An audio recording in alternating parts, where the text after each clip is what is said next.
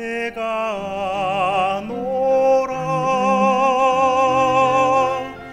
나의 사랑을 아는 이여 함께 가노라 내가 친히 함께 가노라 내가 너로 평쾌하며 나의 모든 선함으로 너의 앞을 지나며 나의 이름으로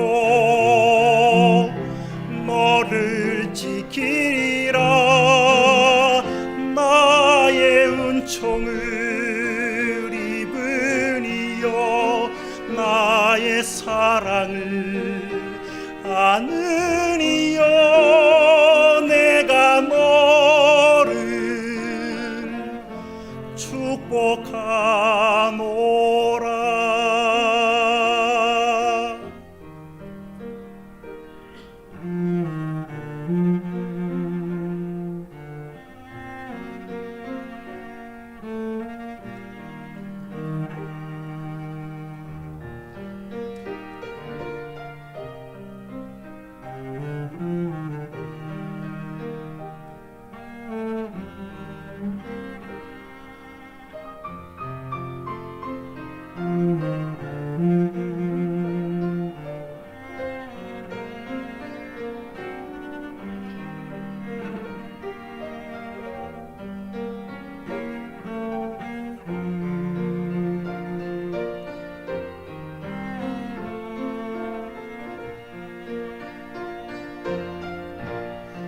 내가 너로 평쾌하며 나의 모든 선함으로 너의 앞을 지나며 나의 이름으로 너를 지키리라 나의 은총을 입은 이여 나의 사랑을 아는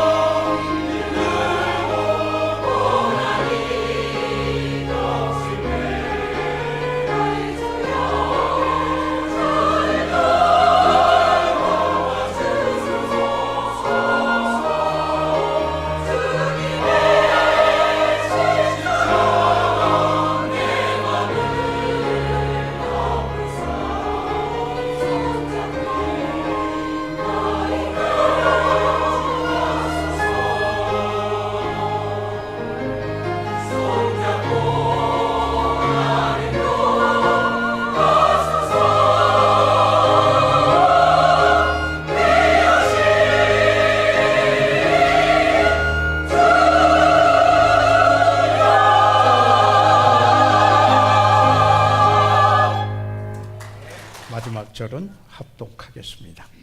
누가복음 10장 25절로부터 37절까지입니다. 제가 먼저 읽습니다. 25절.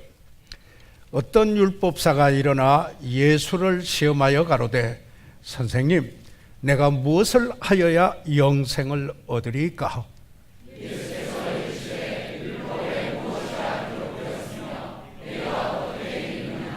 27절.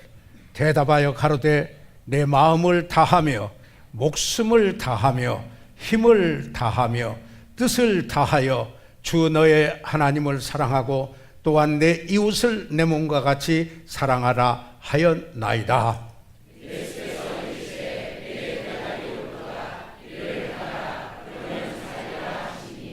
29절. 이 사람이 자기를 옳게 보이려고 예수께 여짜오되 그러면 내 이웃이 누구이니까?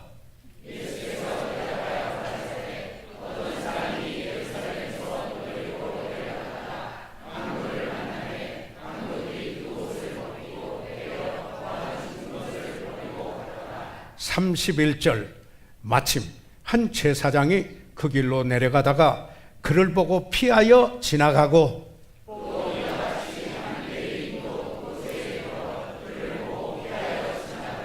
33절. 어떤 사마리아 여인은 여행하는 중 거기 이르러 그를 보고 불쌍히 여겨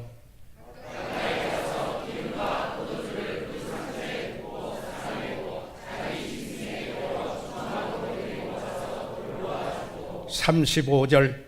이튿날에 데나리온 둘을 내어 주막 주인에게 주며 가로되 이 사람을 돌봐 주어라. 부비가 더 들면 내가 돌아올 때 갚으리라 하였으니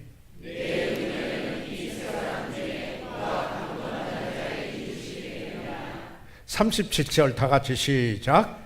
가로되 가서 너도 이와 같이 하라. 살아계신 아버지 하나님, 저희들이 함께 봉독한 이 하나님의 말씀으로 인하여 감사드립니다. 이제 이 말씀이 전해질 때 성령께서 우리 안에 조명해 주시어서 아버지 하나님, 이 말씀이 육화되는 놀라운 역사와 결실이 풍성하게 맺어 하나님께 영광 돌리게 도와주시며 잃어버린 영혼은 주 예수 그리스도를 구주로 만나는 시간 되도록 축복해 주시옵소서. 예수 그리스도 이름으로 기도해 사옵나이다. 아멘. 착석해 주시기 바랍니다.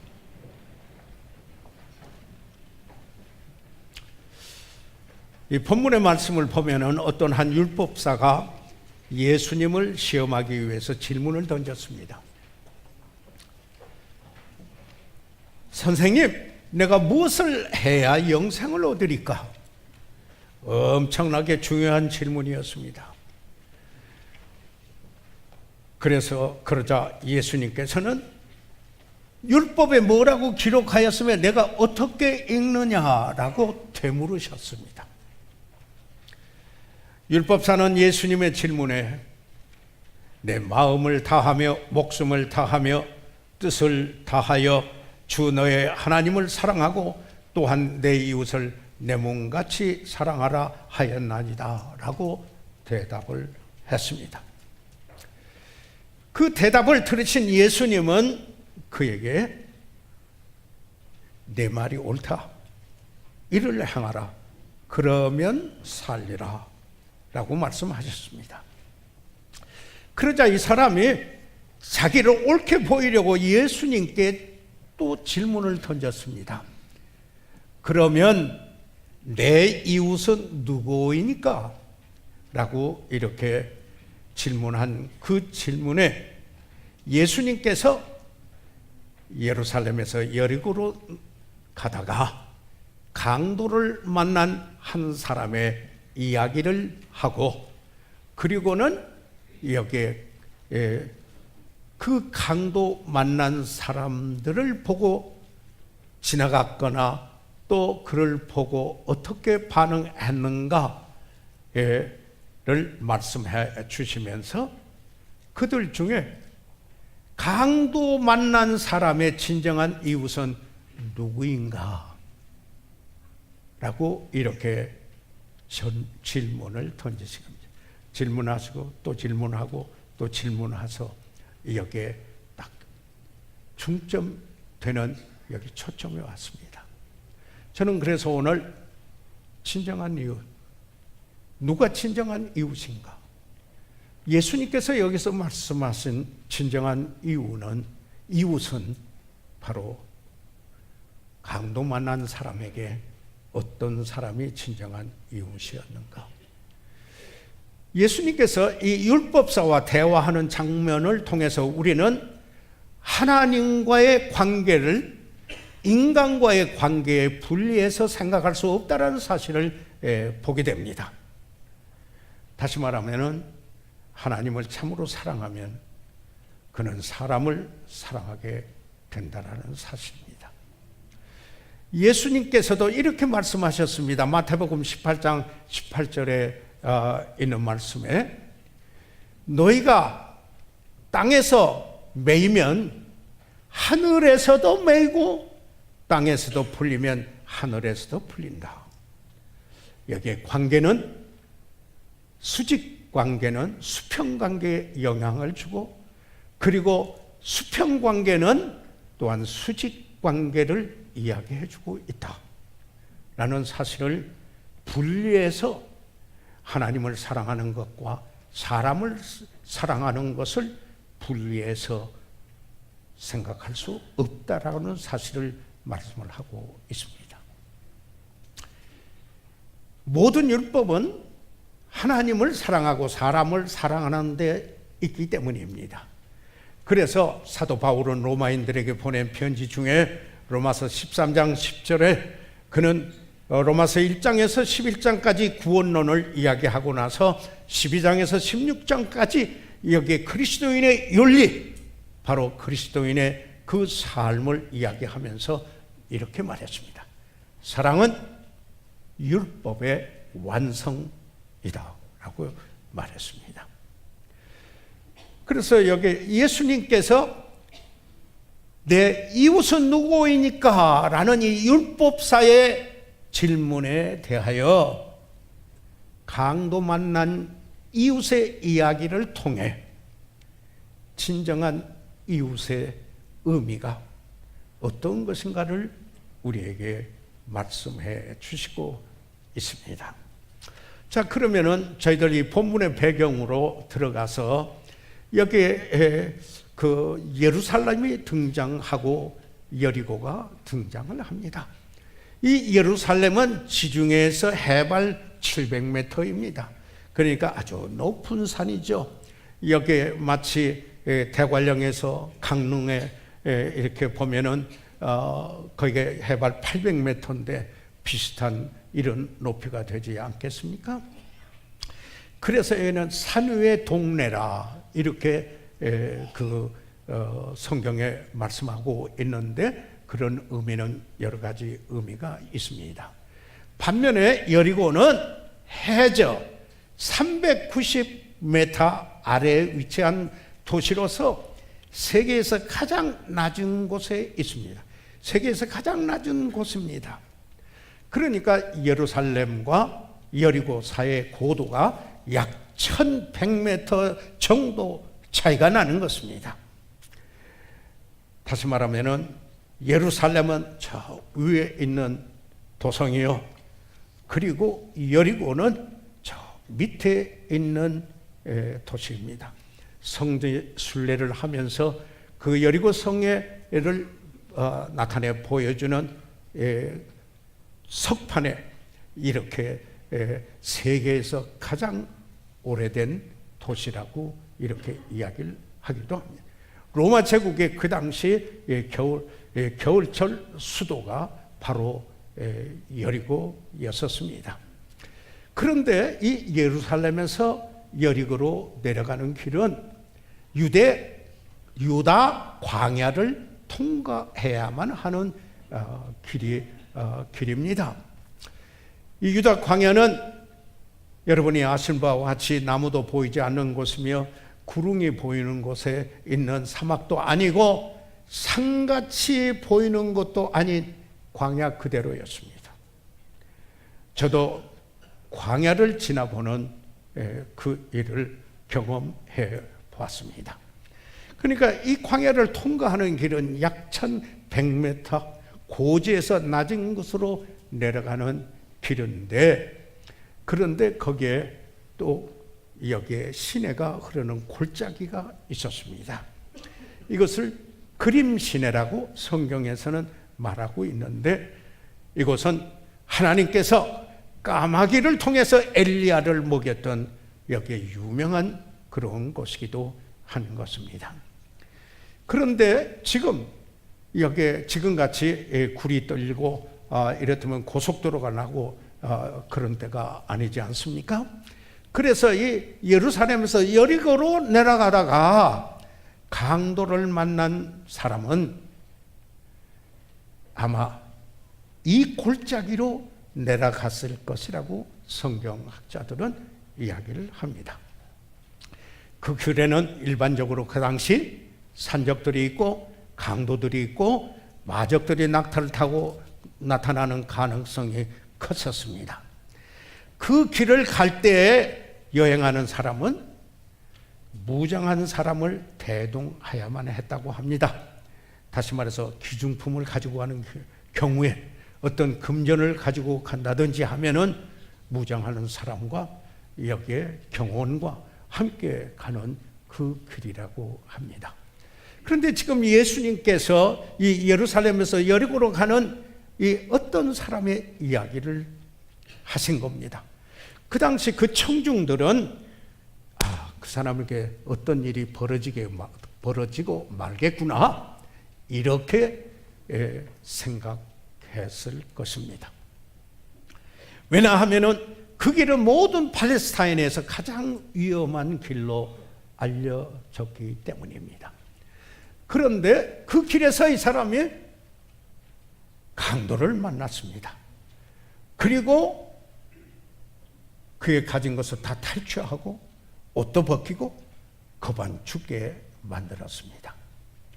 그러면서 예수님께서 이 율법사하고 통하는데 이 사람의 진정한 이웃은 누구이겠느냐라고 말하면서 여기에 비유를 들어서 사마리아인의 비유를 들어서 말씀한 것입니다. 저는 여기에서 오늘 저희들의 교훈을 얻고자 하는 것이 있습니다. 그것은 우리의 라이프 스타일, 다시 말해서 우리가 내 삶의 모양, 내 삶의 그 모습, 어떤 모습인가를 한번 볼 수 있는 말씀이고, 그래서 구체적으로 예수님께서 이 강도 만난 사람을 두어두고 어떤 인생 철학을 가지고 살아가는 사람들이, 이 사람들이 여기에 등장하는 사람들이 어떤 인생 철학을 가지고 사는 사람들인가를 여기에 우리에게 일러주시고자 한 것입니다. 그래서 누가복음 10장 30절에 있는 말씀을 보면은 예수께서 대답하여 가라사대 어떤 사람이 예루살렘에서 여리고로 내려가다가 강도를 만나매 강도들이 그 옷을 벗기고 때려 거반 죽은 것을 버리고 갔더라. 여기에 강도가 이 사람, 어떤 사람, 예루살렘에서 여리고로 내려갔던 사람을 여기에 때려 거반 죽게 맞고 탈취했습니다.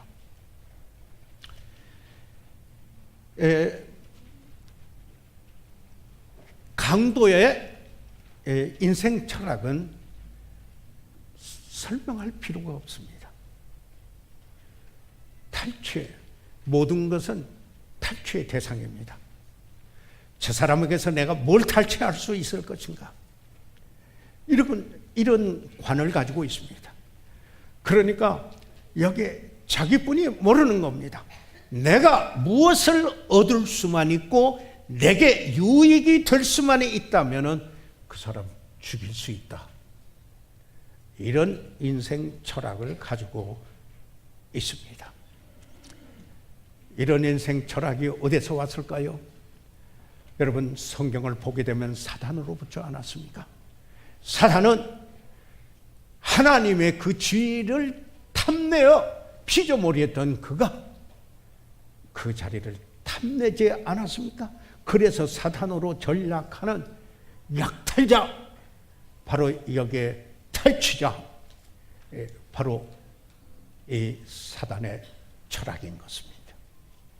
도적은 바로 그런 데서부터 온 것이 아니겠습니까?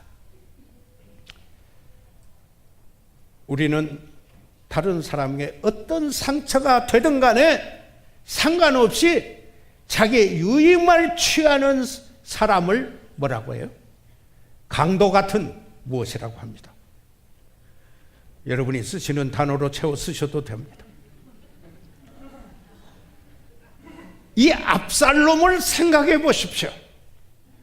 아버지인 다윗이 그를 그처럼 사랑했음에도 불구하고 아버지의 왕좌를 빼앗으려고 했던 그 아들, 한마디로 강도 같은 무엇이었습니다.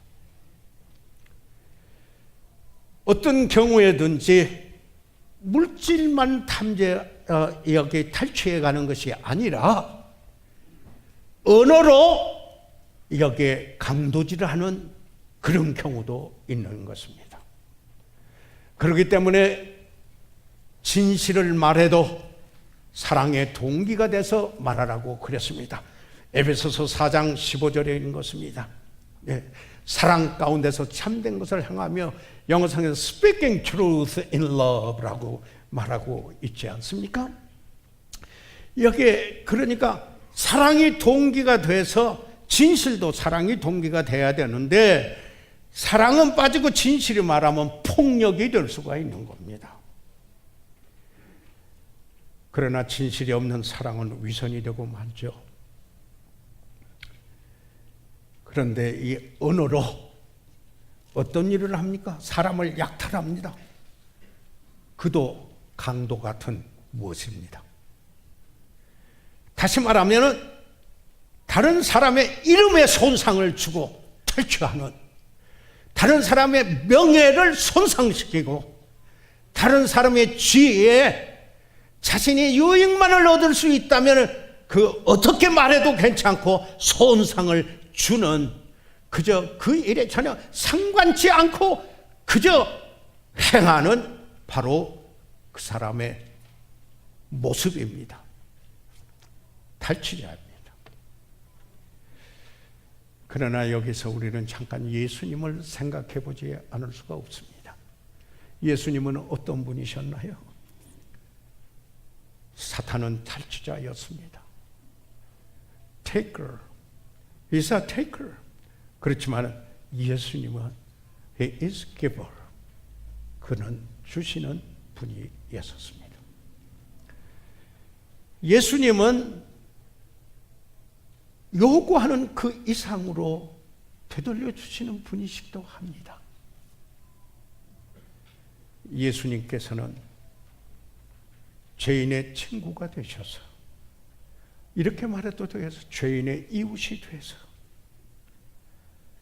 그 죄인된 이웃을 구원하시기 위하여 자기의 목숨까지 십자가에서 피 흘려 보혈로 구속하시고 우리가 그의 은혜로 인하여 믿음으로 말미암아 구원받을 수 있도록 자신을 주었습니다.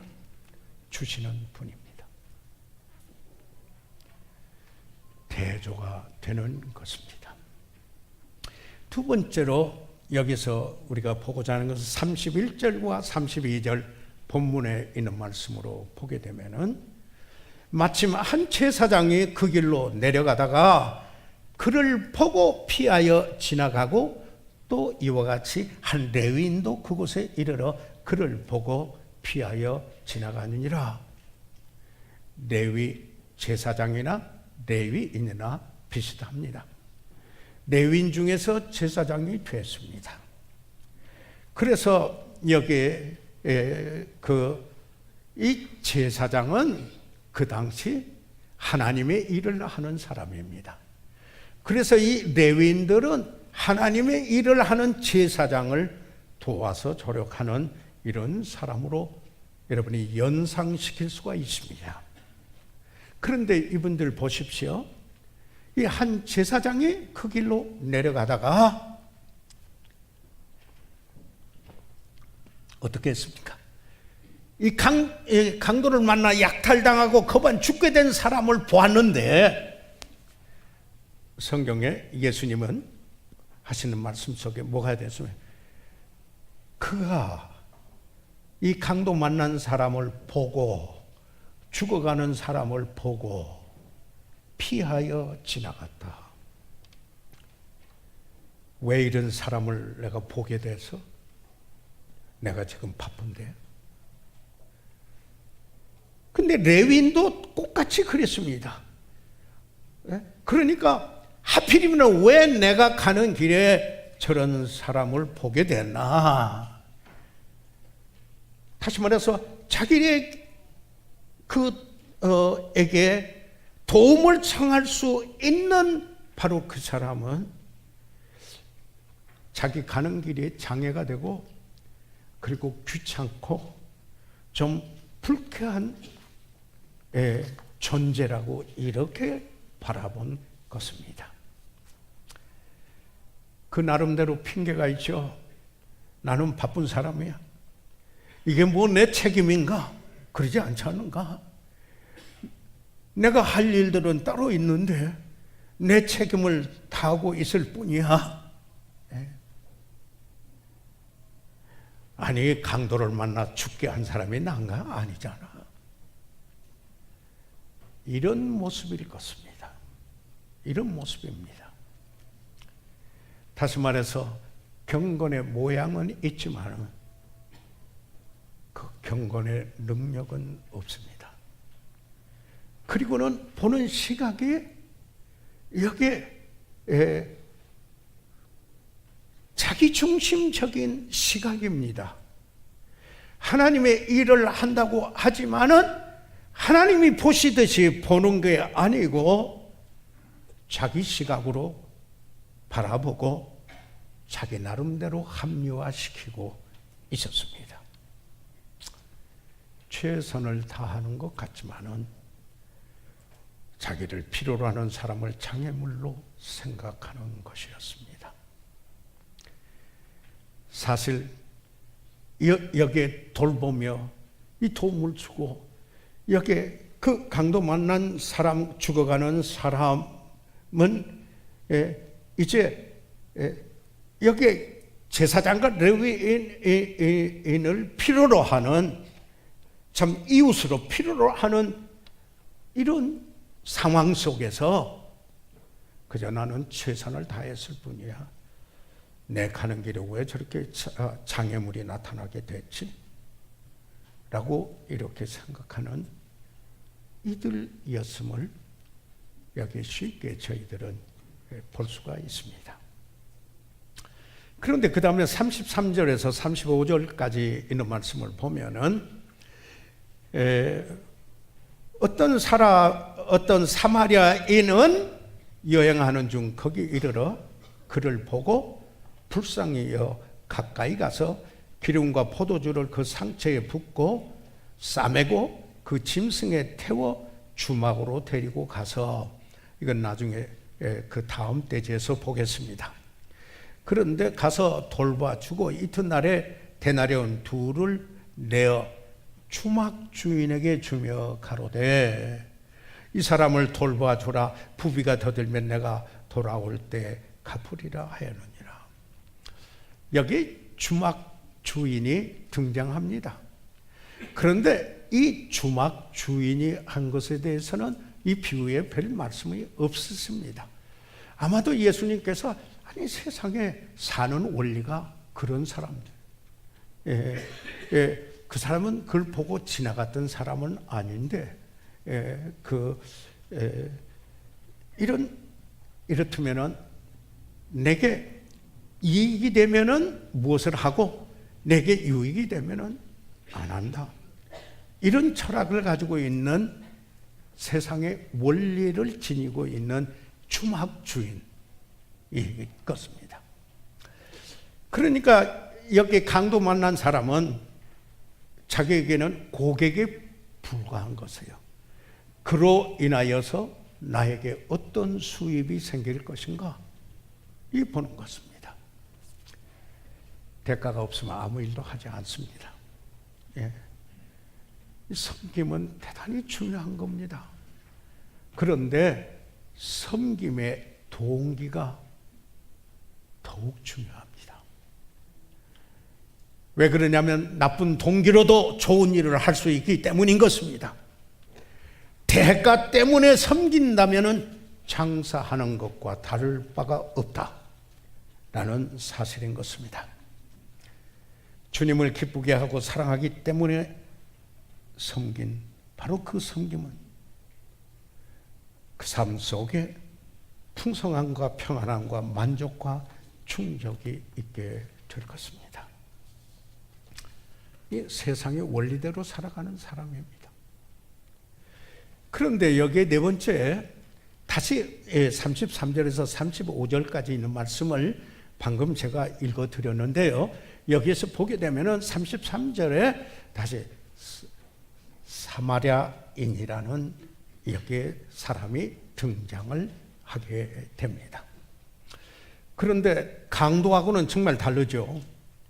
그리고 강도뿐만 아니라 제사장 레위인하고도 달라요. 주막 주인의 철학을 우리가 보았는데 그하고도 달라요. 여기 지금 예수님께서 하시려고 하는 말씀은 바로 이 선한 사마리아인이라 우리가 일반적으로 말할 때 선한 사마리아인의 비유라 이야기합니다. 우리 주일학교도 듣고 성경 공부에도 하고 강산에도 듣고 어디 가서나 이 본문의 말씀으로 한 설교도 듣지 않은 분이 교회를 출석하는 분이라면은 여기에 아마 들었을 주제이기도 한 것입니다.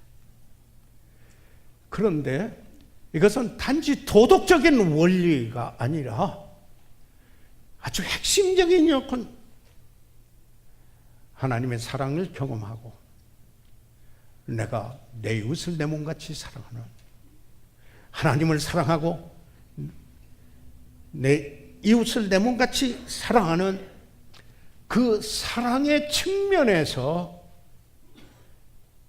진정한 이웃이 어떤 모습인가 주님께서 교훈을 주시고자 한 것이었습니다. 여기에 오늘 시간 때문에 유대인과 사마리아인과의 관계에 관하여서는 잘 말씀을 드리지 않겠습니다. 여기에 사마리아인은 유대인과 그리고 이방 사람들 간의 혼혈로 되어 있고 그 혼합 종교로 인하여서 여기에 낳게 된 종족이다. 이렇게 해서 서로 싫어하고 증오하고 그랬습니다. 심지어 바리새인들은 뭐라고 했냐면 여기에 사마리아 사람들은 부활이 없도록 기도했습니다. 그리고 사마리아인들도 유대인에게 박대를 했습니다. 예수님의 그 무리가 한번 갔었을 때에도 받아들이지를 않았어요. 그러니까 우리의 아들인 야고보와 요한이 하늘에서 불을 내려 저들을 모두 멸망시키기를 원하십니까? 이렇게까지 말했습니다. 그런데 예수님께서는 참된 이웃을, 진정한 이웃을 말씀해 주시기 위하여서 아마도 여기에 강도 맞는 사람도 유대인이었을 겁니다. 그래서 사마리아인의 예를 들어서 여기 이야기를 하는데 이 사마리아인이 어떻게 했습니까? 여행하는 중에 거기에 이르러 그를 보고 그 다음에 불쌍히 여겼다. 이렇게 말하고 있습니다. compassionate. 연민의 정이 있었다라는 것입니다. 아니, 그것은 그 동기가 사랑이었습니다. 사랑이 있기 때문이었습니다. 그래서 그를 보고 어떻게 했어요? 불쌍히 여겼다. 이렇게 했습니다. 사랑하는 여러분, 여기에 그 앞에 지나가는 사람, 이 강도는 탈취자였지만은 주의 제사장과 레위인은 냉랭한 무관심한 자기중심적인 사람이었습니다. 그저 자기 하는 일만 아는 사람이었습니다. 그러나 이 사마리아인은 그를 보고 불쌍히 여겼습니다. 마태복음 15장 32절에 보면은 예수님께서 무리를 보시고 불쌍히 여기셨다. 그때 영어 성경에는 compassion이라고 이야기를 하고 있습니다. 물론 헬라어의 이 원어의 그 뜻을 보게 되면은 동참한다, 이런 의미를 가지고 있습니다. 다시 말해서 영어의 compassion도 고난에 함께 참여한다, 이 합성어 단어이지만 calm하고 passion 하지만은 이렇게 바로 이렇게, 그래서 그게 불쌍히 여기는 단어가 통했는데, 이 말은 이런 말이 아닙니까? 지금 이 강도당한 사람의 그런 형편과 처지에 내가 동참해 준다, 이런 의미가 아니겠습니까? 그래서 그 사람이 있는 곳으로 직접 가서 무엇인가를 하게 됩니다. 마음으로만 안 됐다, 불쌍하겠다 이런 게 아니라 실제로 행동화하게 되는 것을 볼 수가 있습니다. 그러면서 거기에서만 멈춘 게 아니라 본인에게 위험이 있다라도 위험까지라도 무릅쓰고 그 일을 하고 있습니다. 사랑하는 여러분, 하나님의 사랑을 말하고 있는 것이 아니겠습니까? 하나님께서 우리를 불쌍히 여겨주시면, 죄인된 우리를, 죄인 되었을 때, 우리가 연약할 때, 우리가 죄인 되었을 때, 하나님의 원수 되었을 때 우리를 사랑해 주시고 불쌍히 여기시고, 그리고 그 아들 독생자를 보내셔 우리 죄를 지시고 십자가에 피 흘려 단번에 영원한 속죄를 이루시고 믿는 우리로 의롭다 하고 죄 사함 받고 영생의 생명을 얻어 하나님의 사랑이 무엇인가를 성령께서 우리 마음속에 로마서 5장 5절에 있는 말씀대로 그 사랑을 우리 마음에 부어주신 것이 아닙니까? 우리가 사랑하면 요한일서 4장 19절입니다. 우리가 사랑하면 그가 먼저 우리를 사랑하였음이라고 말씀하고 있습니다. 여기에 사마리아인이 한 일을 생각해 보시죠. 가서 불쌍히 여겨, 34절에 그냥 가까이 가서 기름과 포도주를 그 상처에 붓고 싸매고 자기 짐승에 태워 주막으로 데려가서 돌봐주고, 여기에 그런 이 말씀이, 제가 가끔 제가 미국 갔을 때 처음에 만병통치약이라고 하는 그 말을 듣고 깜짝 놀라서 그게 뭐냐고 하는, 지난 야간 성경학회에도 잠깐 이야기했습니다. 그 목사님 나에게 하는 게 TLC라고 하는 만병통치약. 아니 그런 약이 있느냐고 제가 그랬더니 Tender Loving Care, 불쌍히 여기고 그리고 사랑하고 돌보주는 거, 이게 만병통치약이다.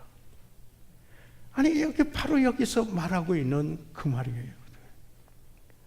그는 가서 감람유 기름을 발라주고 이 아픈 부위를 잘 낫게 하도록, 그리고는 포도주로 소독을 해주고, 그리고는 그 다음에 잘 싸매어주고, 그리고 자기 짐승에 태워줬는데 2인승 짐승은 아닐 겁니다. 아마 자기가 혼자 타야 될, 그래서 그 사람을 태우고 자기는 걸어가는 사랑은 보여집니다. 진정 긍휼이 여기 있는 것이 나타나 보여지는 것입니다. 그러면은 어떤 어려움이 있어도 그걸 극복하면서 그 일을 하게 됩니다. 때로는 위험이 따르게도 됩니다. 아니, 여기에 이 길을 가다가 그도 더 가다가 강도 만날 수도 있고 탈취당할 수도 있었을 것입니다. 그리고 자기 아마도 이분은 비즈니스맨이나 더 바이어하고 또는 어떤 상대방하고 시간 약속을 해놓았을 경우일 수도 있다라는 것입니다. 그러나 이 모든 것을 극복하고 갔습니다. 그를 태우고 주막으로 데리고 갔습니다. 그를 불쌍히 여기고 돌봐 주었었습니다. 그리고 여기 35절에 이튿날에 데나리온 둘을 내어 주막 주인에게 주며 가로되 이 사람을 돌봐 주라. 부비가 더 들면 내가 돌아올 때 갚으리라 하였으니 라고 이 말씀하고 있지 않아요? 여러분이 잘 아신 대로 한 데나리온은 하루 성인의 품삯입니다. 그때는 하루 일하고 하루 품삯을 주는 그때였었습니다. 이틀 품삯을 내주었습니다. 그러면서 부탁을 합니다. 이 사람 좀 돌봐주세요. 만일 부비가 더 들면 내가 돌아와서 다시 갚아드리겠습니다. 이 사마리아인은 그가 비용이 들고 그가 값이 드는 거 관계치 않았습니다. 그 강도 만난 사람의 진정한 이웃이었기 때문입니다. 희생하는 거 그도 극복한 겁니다. 자기의 소유와 시간을 그 사람을 위해서 주었습니다. 사랑하는 여러분, 여러분이 잘 아시죠? 우리 가운데, 여러분 가운데 이와 같이 섬기시는 분들이 있기 때문에 바로 우리 교회에 모이고 찾아오시는 것이 아니겠습니까? 그분은 이 사마리아에는 기꺼이 값을 치르고자 했습니다. 예. 그러면은 이 선한 사마리아인, 이 사마리아인에게 그렇게 희생하면서 불쌍히 여기고 돌봐주고 그리고 여러 가지 물질이 들었고 여러 가지 이런 사건 속에 이렇게 했는데 그에게 돌아온 유익이 뭡니까? 이렇게 물른 경우가 들어있지 않습니까? 성경에서는 예수님이 그에게 그렇게 해서 돌아온 것에 대해서 이야기를 안 하셨습니다. 이 비유에서는 말씀 안 하셨습니다. 기록에는 없습니다. 그러나 여러분 성경에서 말씀하고 있는 하나님의 말씀들을 여러분 종합해서 생각하며 여기에 그 원리를 받아보시기 바랍니다. 마음속에 이 사마리아인은 기뻤을 겁니다. 이렇게 내가 할 수 있었던 것은 내가 복받은 자였기 때문이다. 그리고 주님을 닮아가는 그 일에 한 단계 성장하는 그때였을 것입니다. 사도 바울은 에베소에 있는 목회자들을 밀레도에 불러서 고별 설교를 하는 중에 맨 마지막 마무리를 하면서 뭐라고 했습니까? 주께서 친히 하신 말씀입니다 라고 하면서 그 당시 크리스천 커뮤니티에 회자되고 있었던 말이 있었습니다. 발복에 기록되어 있지는 않습니다. 그러나 사도행전 20장 35절에 주님이 친히 하신 말씀에 주는 것이 받는 것보다 복이 있다 라는 말씀인 것입니다. 사랑하는 여러분, 여기에 누가 복받은 사람입니까? 도움을 받는 강도 만난 사람입니까? 아니면은 그를 도와줄 수 있는 사람이 복받은 사람입니까? 국제친교회 선교 총재를 하셨던 그분이 그 이야기를 저에게 해줬습니다. 그가 특수 혈액형을 가지고 있어서 휴스턴에 네트워크를 가지고 있었습니다. 그래서 그런 사람이 피를 꼭 특수 혈액형에 있는 피를 수혈을 해야 되는데, 그래서 네트워크를 가지고 있는데 본인에게 연락이 왔어요. 그래서 헌혈을 하고 그리고 그분에게 수혈을 이렇게 하게 되는데 생각했다는 거예요. 이 피를 주는 내가 복받은 사람인가? 피를 받아야 되는 그 사람이 둘 중에 누가 더 복받은 사람인가? 주는 것이 받는 것보다 복이 있다. 그래서 이 마무리를 짓겠습니다. 36절과 37절에 보면은 내 의견에는 이 세 사람 중에 예수님이 여기에서 주막 주인은 말씀하시지 않았습니다. 그거는 세상에 다 그렇게 사는 부류인데요. 여기에 지금 제자들에게나 그들에게 교훈을 주기 위해서 이 강도, 제사장, 레위인, 그리고 이 사마리아인, 이 세 사람 중에 누가 강도 만난 자의 이웃이 되겠느냐? 그러니까 대답을 합니다. 자비를 베푼 자니이다. 불쌍히 여기는 자이다. 그러니까 예수님께서 그대도 가서 이와 같이 하라 라고 하십니다.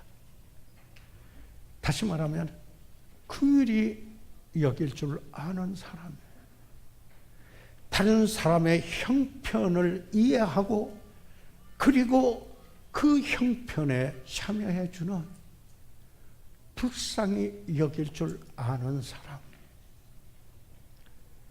사랑하는 여러분, 예수님께서는 강도 만나서 약탈당하고 죽을 수밖에 없었던 죄인 되었던 우리들을 불쌍히 여겨주시고 돌봐주시어 그 십자가에 엄청난 값을 치르시고 우리를 구원해 주셨습니다. 예수님은 예루살렘으로 가시면은 그가 십자가에 못 박히실 걸 아시고 계셨습니다. 그러나 성경에 이렇게 말하면 예루살렘으로 가기로 굳게 결심하였다. 그랬습니다. 예수님은 진정한 이웃이었습니다. 그리고 우리를 구원해 주신 구주셨습니다. 사랑하는 여러분, 우리가 주 예수 그리스도를 구주로 모시고 우리가 이렇게 고백합니까? 오, 나의 주, 나의 왕이시여.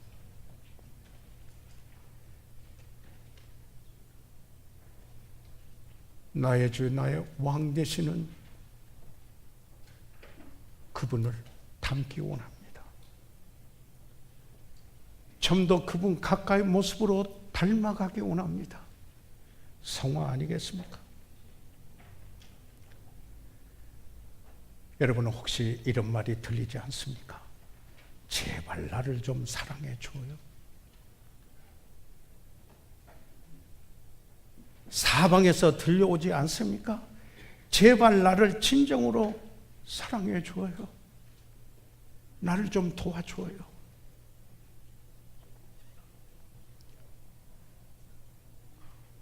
우리 시간 다 같이 일어나셔서 머리 숙이시겠습니다.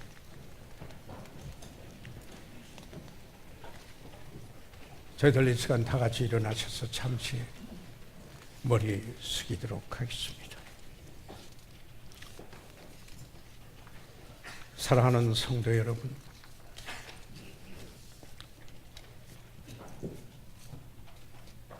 예수님 닮기 원하시죠? 구원받아야 먼저 구원받은 사람이 예수 닮아갈 수 있습니다. 예수님 닮기 원하시죠? 그러면 여기에서 말하는 진정한 이웃, 불쌍히 여기고 돌봐주는 진정한 이웃이 되주는, 내 이웃을 내 몸같이 사랑하라. 사랑은 율법의 완성이다. 예수님께서 보여주셨습니다. 이 사마리아인을 통해서 우리에게 교훈해 주십니다. 사랑하는 성도 여러분 그런 삶을 살아보겠다고 헌신도 하시고 결심해 오시고 또 살아오셨습니다. 그러나 우리에게 필요한 것은 날마다 새롭게 해야만 합니다. 그렇지 않으면 내 지식에 잠겨서 지식으로만 남아 있을 수가 있고 혼돈에 빠져 있을 수도 있습니다. 삶 속에. 그래서 날마다 새롭게 하는, 겉사람은 후패하나 내 속은 날마다 새롭다고 바울은 그랬습니다. 날마다 새롭게 나를 필요로 하는 그에게 불쌍히 여기고 돌보는 진정한 이웃이 되기를 원합니다. 목사님 오늘 그렇게 함께 기도하겠습니다. 손을 들어 펴 주시기 바랍니다. 아멘. 그 손을 보았습니다. 하나님께서 여러분을 축복해 주시기를 바랍니다. 혹시 오늘 우리 가운데 아직 예수 그리스도를 구주로 영접치 못하신 분이 혹시 우리 안에 계십니까? 예수님을 구주로 모시지 못하셨으면 성령이 그 안에 와서 능력을 주실 수 없기 때문에 이런 삶은 이건 될 수 없는 것이다라고 이렇게 말하게 됩니다. 주님을 모르기 때문입니다. 주님을 영접하면은 주 예수 그리스도께서 그 안에 오시고 성령께서 하나님의 사랑을 마음에 부어주실 뿐만 아니라 그 성령이 우리를 지배하는 성령 충만함을 받을 때 우리는 그 열매를 맺으면서 주님을 닮아가는 거 아니겠습니까? 날마다 새롭게.